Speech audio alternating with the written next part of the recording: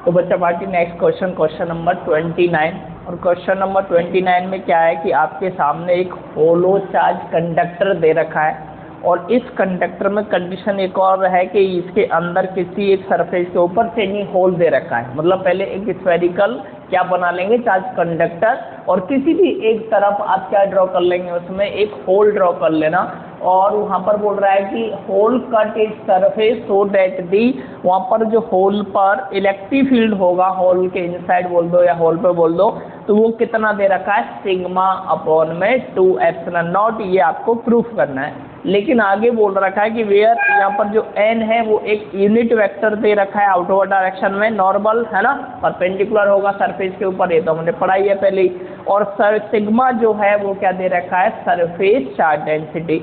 तो सबसे पहली बात कि होलो चार्ज कंडक्टर दे रखा है ना, तो मैं इसको रिप्रेजेंट कर लेता हूँ स्फेरिकल सरफेस में। मान लो हमने इस तरह से एक सरफेस ले लिया। अभी यहाँ पर हमने जब सरफेस लिया तो याद रखना सारे बच्चे, इस सरफेस में कंडीशन ये दे रखा है कि एक तरफ होल, आपको टाइनी होल ले लेना है ना। तो यहाँ पर जब होलो कंडक्टर है तो इसके सरफेस के ऊपर सभी बच्चों को पता है कैसा चार्ज होता है, बताओ, पॉजिटिव चार्ज हो जाएगा। यहाँ पर क्या होगा, पॉजिटिव चार्ज हमने यहाँ पर रिप्रेजेंट कर लिया। अब इसके बाद क्या करना है, ये तो हो गया जी positive charge. According to question, मान लो अगर मैं इस दोबारा ड्रॉ करूँ इस डायग्राम को, है ना, तो ये डायग्राम शायद इस तरह का बनेगा, है ना। अगर अब यहाँ पर देखो मैं क्या करता हूँ, इसमें से थोड़ा सा होल कर दिया मैंने, ये वाला पोर्शन यहाँ पर, है ना। अब कंडीशन क्या है कि यहाँ जब होल कर रहे हैं तो इसका इलेक्ट्रिक फील्ड जो है वो कितना होना चाहिए, सिग्मा अपॉन में 2 एप्सिलॉन नॉट होना चाहिए इस होल का। तो यहाँ पर फिर से वही है कि चार्ज तो वही रहेगा ना, चार्ज भी वही है, तो चार्ज भी लिख लो। और दूसरा, अब यहाँ पर दो अलग अलग सरफेस हो गई, एक तो टाइनी होल हो गया और एक जो रिमेनिंग आपका क्या बनेगा, जो सरफेस बचेगा। जैसे अगर मैं आपको बोलूँ कि यहाँ पर इसका नाम दे दो, जैसे हमने मान लो इसका नाम दे दिया, है ना, कुछ भी दे सकते हैं, ये ए है और ये बी है ना। और ये वाला जो पोर्शन हमारा है, ये वाला, इसका जो नाम दिया है वो हमने मान लो कुछ भी दे दो आप, है ना, आप एम एन ओ कुछ भी बोल सकते हैं। जैसे मैंने बोला कि भाई यहाँ से लेके ये पॉइंट मान लो एन और यहाँ पर एक पॉइंट मान लो ओ, तो टोटल इलेक्ट्रिक फील्ड जो होगा वो 2 के कारण होगा, है ना। यहाँ लिखेंगे सरफेस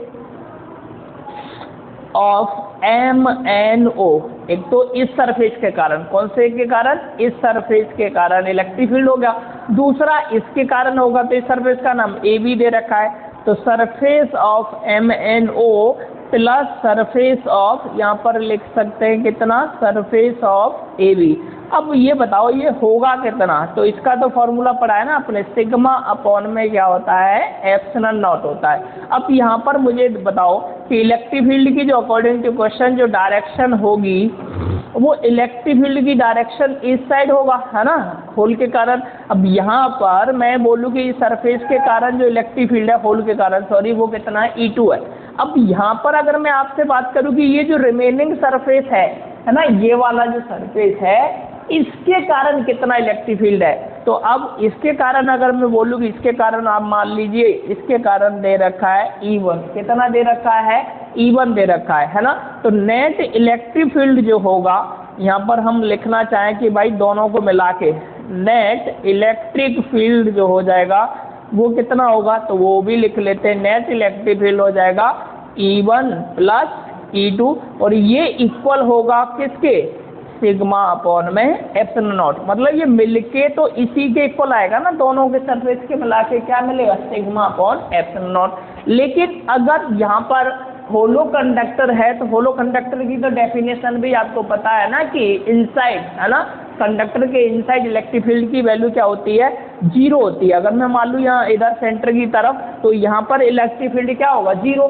तो ये 0 कैसे पॉसिबल है, तो ये 0 पॉसिबल ऐसे है कि यहाँ पर जो आप सरफेस ले रहे हो ये वाला, है ना, तो यहाँ पर एक इसके कारण इलेक्ट्रिक फील्ड होगा, तो मैं यहाँ पर लिख लेता हूँ कि भाई इस सरफेस के कारण, सरफेस का नाम पता है ना, क्या बोला है हमने, एम एन ओ, इसके कारण इलेक्ट्रिक फील्ड इधर लग रहा है, इस साइड, है ना, और इसके कारण जो होल टाइनी होल है, इसके कारण जो इलेक्ट्रिक फील्ड है इधर लगेगा अपोजिट डायरेक्शन में। तो इसको मैंने लिख लिया जी E2। ये डायरेक्शन है दोनों का, इसकी डायरेक्शन इधर, यानी इस पूरे सरफेस के कारण इलेक्ट्रिक फील्ड की डायरेक्शन इधर होगा और इसके कारण इधर, तभी जाके दोनों की नेट वैल्यू क्या हो जाएगी, 0 हो जाएगी। तो अगर मैं दोनों को यहाँ पर लिखूँ कि नेट अगर मुझे निकालना है तो हम कैसे लिखेंगे, E1 माइनस E2, है ना, इक्वल टू क्या हो जाएगा, 0 हो जाएगा। ये तो हमने क्वेश्चन में पढ़ा है ना। ये हो गया आपका net value, net electric field. अब मुझे बताओ, यहीं से आगे सॉल्व करते हैं, नेट इलेक्ट्रिक फील्ड, है ना। अब E1 इक्वल टू क्या हो जाएगा, फिर E2 हो जाएगा इस वाली इक्वेशन से। तो इसको मान सकते हैं ना, इक्वेशन नंबर क्या बोल लेंगे हम, ये इक्वेशन नंबर हो गई आपकी सेकेंड, है ना। अब ये इक्वेशन आप थोड़ी देर के लिए मान लो, ये इक्वेशन क्या है आपकी फर्स्ट दे रखी है। तो अगर मैं बोलूँ आपसे कि इक्वेशन फर्स्ट में आप सेकेंड को पुट कर दो, तो यहाँ से नई इक्वेशन जो बनेगा, यानी E1, है ना, प्लस E2 की जगह पर भी E1 रख दिया, यहाँ पर दे रखा है ना, E2 की जगह पर भी क्या रखेंगे हम, E1, दोनों आपस में इक्वल है। तो E1 इक्वल टू मिल जाएगा सिग्मा अपॉन में एप्सिलॉन नॉट। ये बन गया 2E1 equal to sigma upon में एप्सिलॉन नॉट। तो E1 की वैल्यू देखो कितनी आ गई, सिग्मा अपॉन में 2 एप्सिलॉन नॉट। और यही आपको क्या करना था, प्रूफ करना था कि होल पर। अब ये याद रखना, दोनों जितना ये इलेक्ट्रिक फील्ड अभी हमने निकाला है ना, यहाँ पर देखो जल्दी से कि जितना आपने बोला कि 2 पार्ट मैंने किए पूरे होलो कंडक्टर के, एक टिनी होल अलग कर लिया और रिमेनिंग सरफेस को क्या किया, अलग किया। तो रिमेनिंग सरफेस के कारण इलेक्ट्रिक फील्ड कितना, E1, और दूसरे के कारण टाइनी होल के कारण भी इलेक्ट्रिक फील्ड कितना है, क्योंकि E1 E2 दोनों आपस में इक्वल है, तो उसे भी हम E1 बोल सकते हैं। तो होल के कारण यानी होल के ऊपर जो इलेक्ट्रिक फील्ड होगा वो भी कितना हो जाएगा, आप सेम चीज रिप्रेजेंट करेंगे कि वहाँ पर भी सिग्मा अपॉन में 2 एप्सिलॉन नॉट होगा। तो लिखना चाहो तो यहाँ पर लिख सकते हैं कि आप टाइनी होल की जब बात करोगे, है ना, इलेक्ट्रिक फील्ड, यहाँ लिख लेना कि electric field on tiny hole, ये भी कितना हो जाएगा, सिग्मा अपॉन में 2 एप्सिलॉन नॉट।